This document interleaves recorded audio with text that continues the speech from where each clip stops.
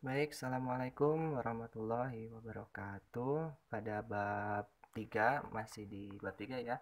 Di pertemuan 13 ini, materi yang akan kita bahas adalah tentang ketimpangan sosial dalam sejarah, lalu disambung dengan cara sosiolog mempelajari ketimpangan sosial, bentuk-bentuk ketimpangan sosial, faktor penyebab ketimpangan sosial, masalah ketimpangan sosial di masyarakat, dan akibat ketimpangan sosial. Langsung saja kita lanjut ke materinya ya.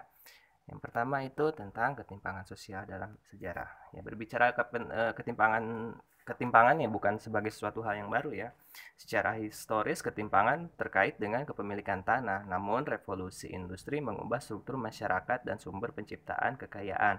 Tulisan para sosiolog pada abad ke-19 menunjukkan bahwa akademisi pun mulai tertarik pada keberadaan kesenjangan sosial dan membuat teori tentang hal itu.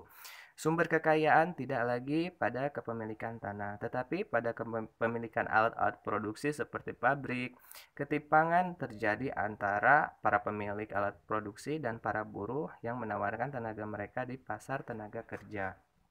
Nah, menurut Max Weber, dia mengambil perspektif ekonomi politik untuk menghasilkan analisis yang menggambarkan bahwa posisi sosial dari seorang bergantung pada peluang hidupnya di pasar kerja. Max Weber juga berfokus pada analisis kekuasaan dan menyimpulkan bahwa prestise dan status sama pentingnya dalam menciptakan hasil hierarki sosial. Dia melihat posisi sosial tidak terlalu kaku dan mobilitas sosial sebagai proses tempat individu dapat bergerak ke atas dalam skala sosial. Nah, ide mobilitas sosial sendiri tetap relevan, tetapi yang sering dibahas dalam pendekatan kebijakan mengatasi ketimpangan sosial. Sejumlah politisi menunjuk mobilitas sosial mungkin terjadi dan orang akan menemukan tempat alami mereka dalam tatanan sosial. Selanjutnya tentang cara sosiolog mempelajari ketimpangan sosial. Nah, kesenjangan sosial ya dapat dilihat oleh sosiolog sebagai masalah sosial yang mencakup tiga dimensi, yaitu kondisi struktural, objektif, lalu dukungan ideologis dan reformasi sosial. Nah, kondisi struktural objektif itu kan terdiri dari atas hal-hal yang dapat diukur secara objektif dan berkontribusi terhadap ketimpangan sosial. Sosiolog juga dapat mempelajari kondisi ini dengan melihat cara tingkat pendidikan, kekayaan, kemiskinan, dan pekerjaan dan kekuasaan, menyebabkan kesenjangan sosial antar individu dan kelompok-kelompok masyarakat. Dukungan ideologis mencakup hal-hal yang mendukung ketimpangan sosial dan terdapat di masyarakat.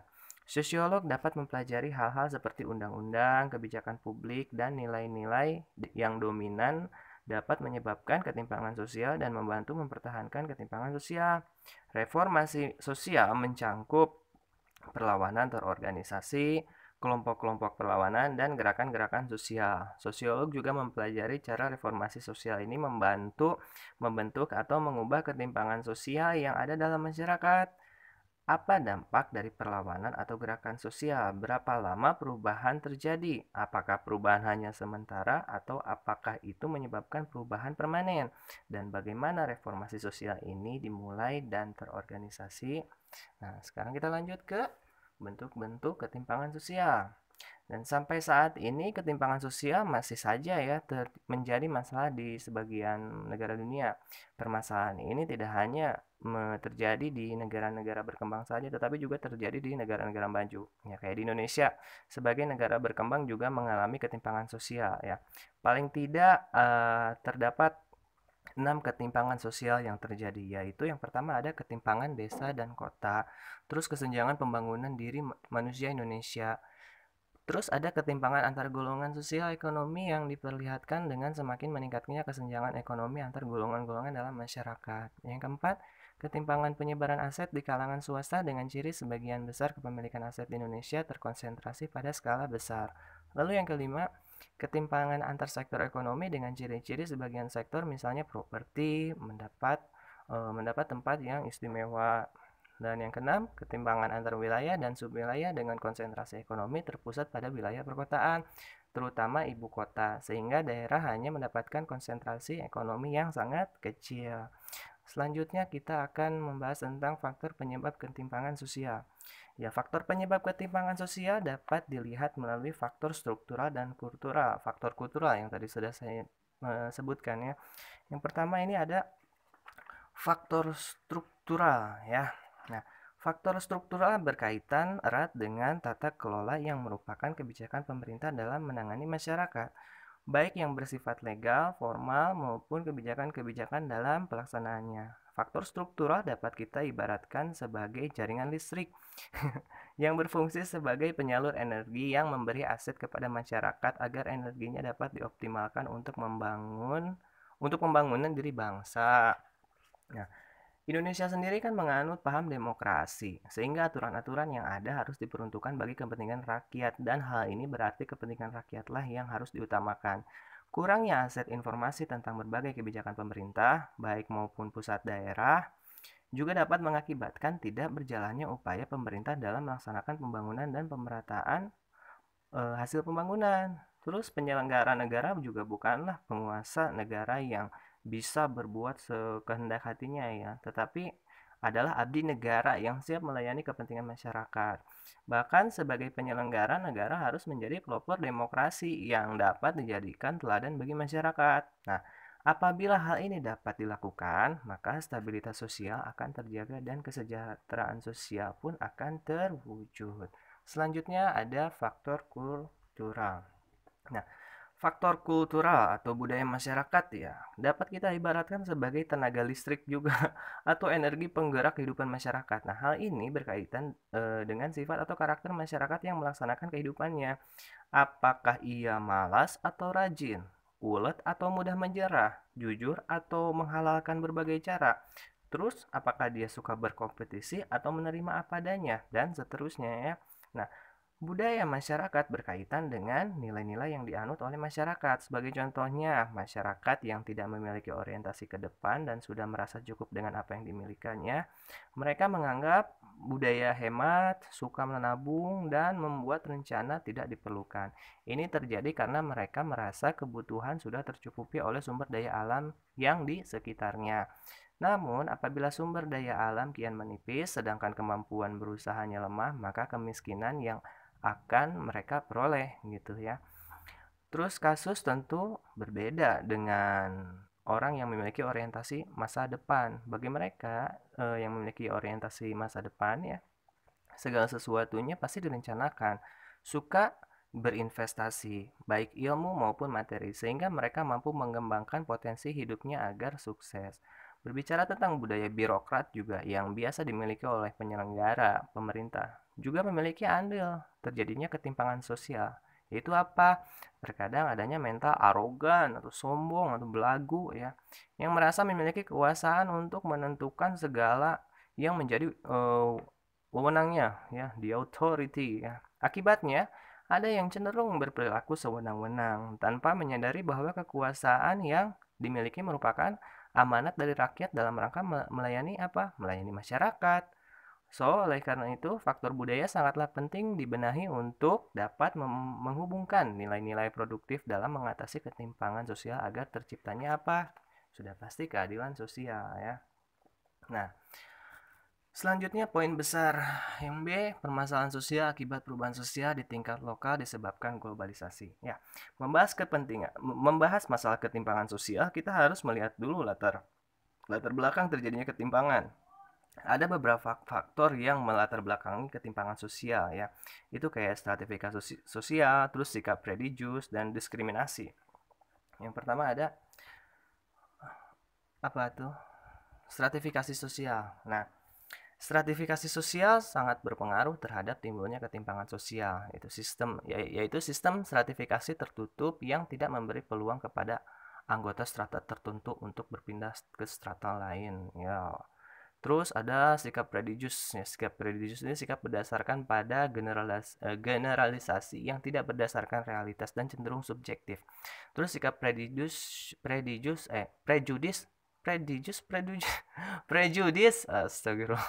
Sikap prejudis bisa diarahkan pada kelompok orang dari kelas sosial, jenis kelamin, umur, partai politik, ras, atau suku tertentu. Yang ketiga ada diskriminasi, menjadi salah satu faktor yang melatar belakangi munculnya ketimpangan sosial di masyarakat. Adapun ketimpangan ini bermuara dari adanya ketidakadilan. Ya, kalau berbicara tentang diskriminasi ya ini pernah terjadi ya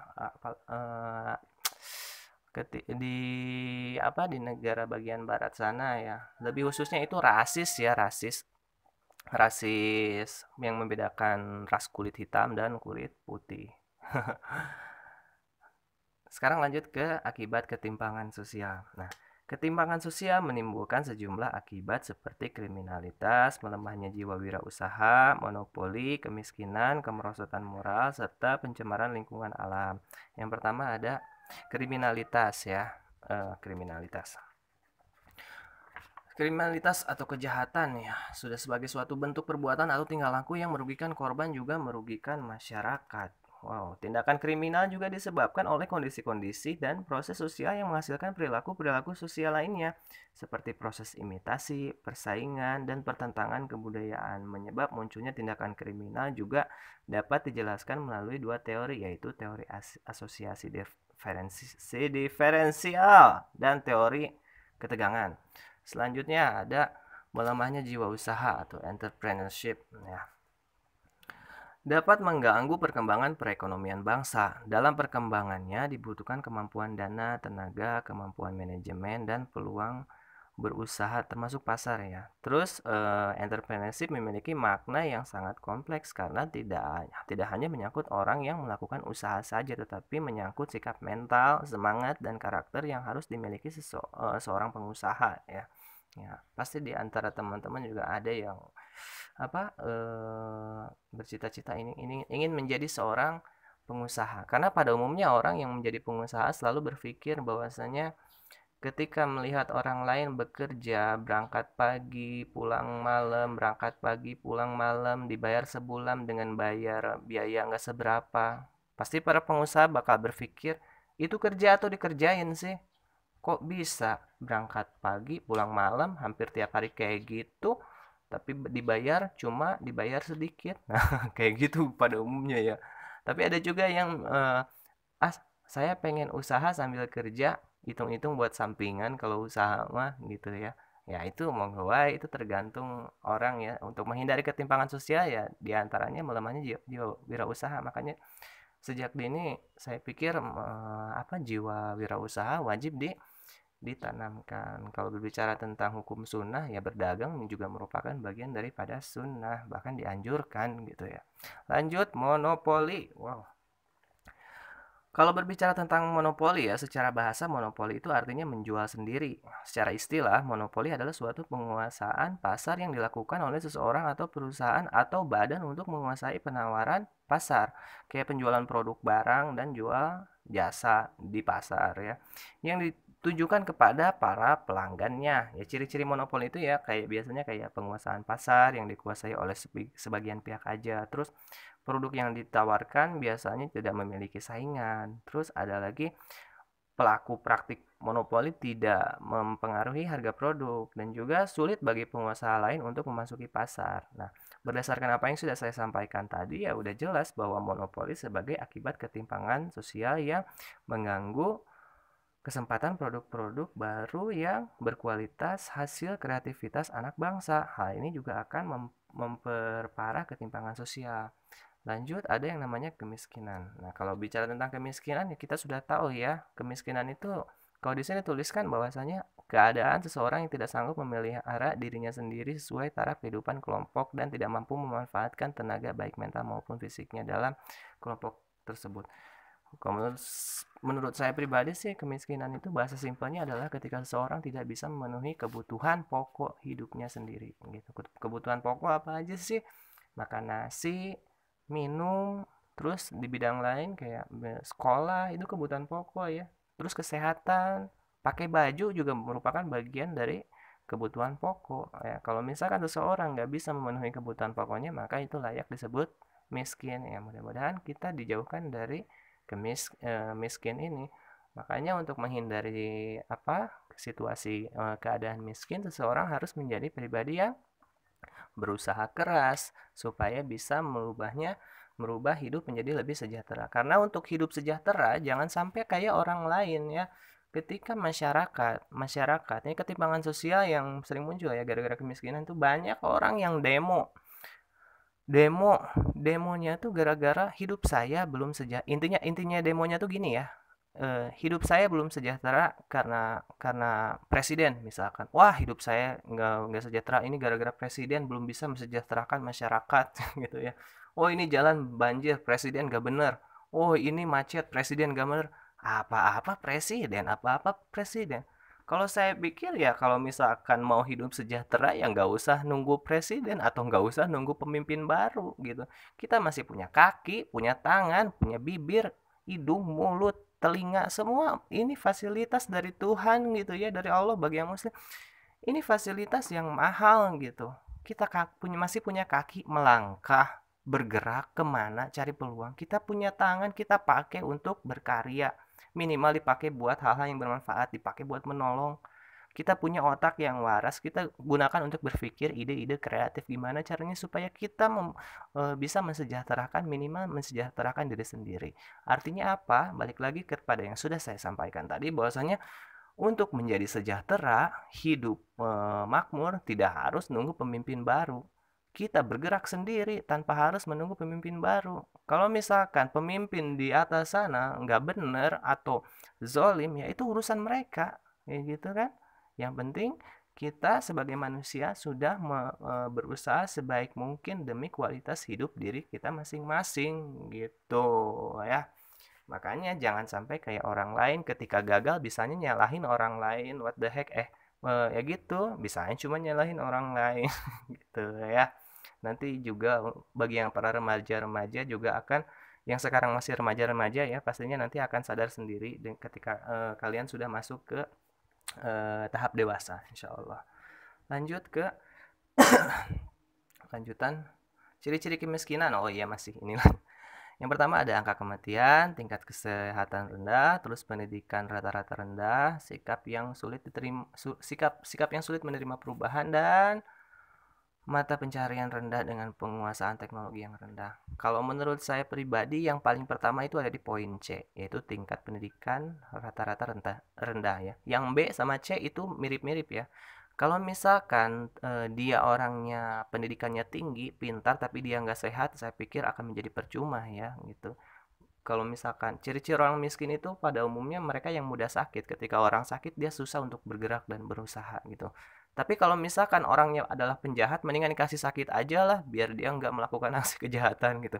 Makanya tingkat kesehatan rendah ini, berbicara tentang kesehatan ini ya tergantung ya sehatnya mau dipakai apa, mau dipakai buat kebaikan atau dipakai buat kejahatan gitu ya. Nah, kalau berbicara pendidikan juga nggak wajib sih untuk S1, S2, S3, bahkan sampai gelar profesor itu nggak wajib ya, karena untuk menuju menjadi orang kaya nggak sedikit loh mereka-mereka ya pengusaha tapi maaf ya lulusan SMA, bahkan ada yang lulusan SMP gitu, dan mereka-mereka bisa mempekerjakan orang-orang yang bergelar S1 gitu kan. Makanya ijazah itu nggak berpengaruh buat pengusaha. Ijazah itu ya ngaruhnya cuma buat ngelamar kerja sama buat ketemu sama ini calon calon calon calon mertua itu ya maksudnya. Lanjut. Nah, ini menurut Munandar ya. Masyarakat dikatakan miskin apabila memiliki ciri-ciri. Tidak, yang pertama tidak memiliki faktor produksi sendiri seperti tanah, modal, keterampilan dan sebagainya ya. Karena setiap orang itu wajib memiliki keterampilan ya, modal. Kalau bicara modal jangan diukur dengan uangnya aja ya.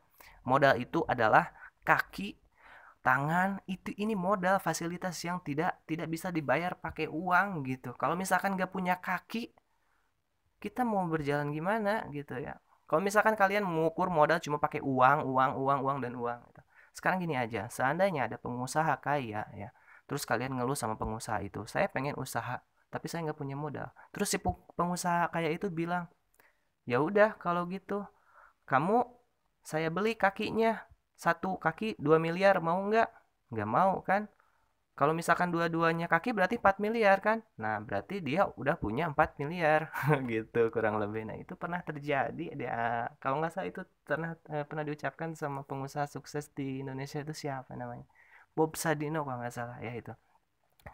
Terus tidak memiliki kemungkinan untuk memperoleh aset produksi dengan kekuatan sendiri, seperti untuk memperoleh tanah, garapan, atau modal. Wow. Yang ketiga, tingkat pendidikan rendah, tidak sampai tamat sekolah dasar karena harus membantu orang tua untuk mencari tambahan penghasilan. Saya agak keberatan juga ya untuk dikatakan miskin apabila memiliki ciri menurut Simonandar ini tingkat pendidikan rendah. Kan tadi saya udah bilang pendidikan rendah ini tidak maksudnya saya nggak tahu ya maksudnya apa pendidikan rendah di sini apakah dia diukurnya dari segi perilaku atau dari segi gelar gitu. Kalau misalkan dari segi gelar saya kurang setuju gitu karena untuk menjadi orang kaya, untuk menjadi orang sukses ya tidak selamanya harus diukur pakai gelar gitu ya. Banyak juga yang lulusan SD bisa jadi pengusaha, misalkan pengusaha ini apa pengusaha roti, ya, roti apa gitu ya. Dan penghasilan omsetnya mungkin bisa sampai sebulan bisa sampai 50 juta misalkan. Nah, nggak sedikit yang gitu tuh ada banyak. Nah, kalau misalkan tingkat pendidikan rendahnya itu diukurnya bukan dari gelar ya, tapi misalkan dari segi perilaku, ya saya setuju-setuju aja. Karena nggak sedikit mereka-mereka yang bergelar tinggi, tapi kelakuan kayak bocah-bocah yang di bawah SMA, misalkan gitu. Atau ada juga yang dia nggak sekolah SMA, tapi perilakunya seperti orang-orang yang sudah bergelar, tetap bicaranya terstruktur, rapi, gitu ya, dan kita harusnya malu gitu sama mereka-mereka yang seperti itu. Kita yang udah bisa masuk duduk di bangku kelas SMA sama bisa S1, harusnya malu sama mereka-mereka yang cuma lulusan SD, lulusan SMP, tetapi mereka bisa membuktikan bahwa mereka juga bisa sukses gitu. Paham kan? Nah, yang keempat ada kebanyakan tinggal di desa sebagai pekerja bebas berusaha melakukan apa saja. Kebanyakan tinggal di desa juga mungkin tergantung ya. Oh, kalau sebagai pekerja bebas ya iya sih ya. Setuju lah. Terus yang kelima, banyak yang hidup di kota berusia muda. Banyak yang hidup di kota berusia muda dan tidak mempunyai keterampilan. Nah, tadi sudah saya bilang ya, keterampilan itu penting. Kalian suka apa, kalian bisa apa, kalian mau apa, lanjutkan selama itu tidak menyimpang dan tidak merugikan diri sendiri dan orang lain. Ya, di bidang apapun ya, yang pasti itu bisa memberikan manfaat. Nah, jadi secara umum kemiskinan dibedakan atas dua bentuk, yaitu kemiskinan bersifat kultural alamiah disebabkan oleh individu itu sendiri ya. Jangan nyalahin orang lain kalau miskin ya, karena diri lu aja, karena kamu aja sendiri mungkin ya.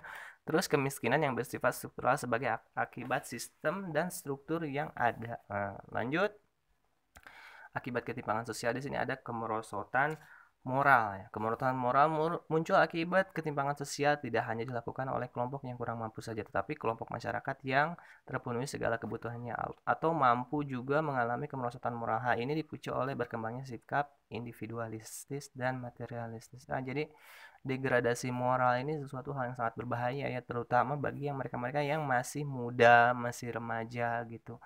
Pada umumnya muda-mudi di Indonesia itu adalah sasaran orang jahat. Kalau diperangi, yaitu diperanginya dengan cara dikasih dengan hal-hal yang berbau konten negatif ya, sehingga moralnya itu merosot sampai segala bentuk hal dari negara barat itu dianggapnya baik gitu. Kehidupan bebas, nauzubillah, jangan sampai itu ditiru ya, jangan sampai terjadi degradasi moral atau moral merosot ya. Terus pencemaran lingkungan alam. Nah, rusak tata lingkungan yang disebabkan oleh ulah manusia, rusak lingkungan karena faktor alam secara alamiah, alam akan memperbaikinya kembali. Terus, oh udah sudah selesai. Mudah-mudahan apa yang saya sampaikan bisa berikan manfaat buat kalian dan cukup sekian dan terima kasih. Assalamualaikum warahmatullahi wabarakatuh.